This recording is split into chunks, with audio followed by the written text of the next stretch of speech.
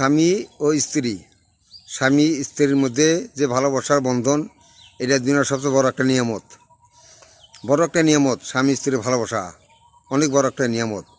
এবং শুধু স্ত্রী যে স্বামীর কদর করবে এটা কিন্তু না, স্বামীকেও স্ত্রীর কদর করতে হবে, স্বামীকেও স্ত্রীর কদর করতে হবে। কাজে স্বামী স্ত্রীর কদর করবে এবং স্ত্রীও স্বামীর কদর করবে।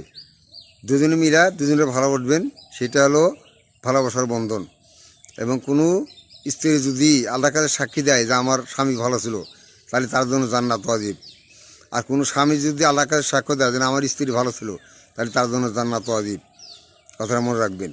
কাজে স্বামী স্ত্রীকে ভালোবাসবে, স্ত্রী স্বামীকে ভালোবাসবে। এবং স্বামী স্ত্রীকে দেখবেন, শুনবে, ভালোবাসবেন, স্ত্রীকে মহব্বত করবেন। ঘরে বাহির থেকে ঘরে এসে স্ত্রীকে সালাম দিবেন। রাসূল পাক সাল্লাল্লাহু আলাইহি ওয়াসাল্লাম তাদের স্ত্রীকে সালাম দিত, যে ঘরে এসে স্ত্রীকে সালাম দিবেন, স্ত্রীকে ভালোবাসবেন।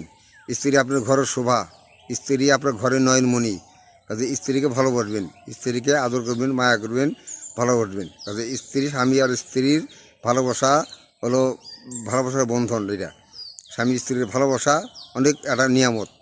কাজে স্বামী স্ত্রী দুজনের ভালোবাসা সবচেয়ে আল্লাহ পাকের সবচেয়ে বড় একটা নিয়ামত।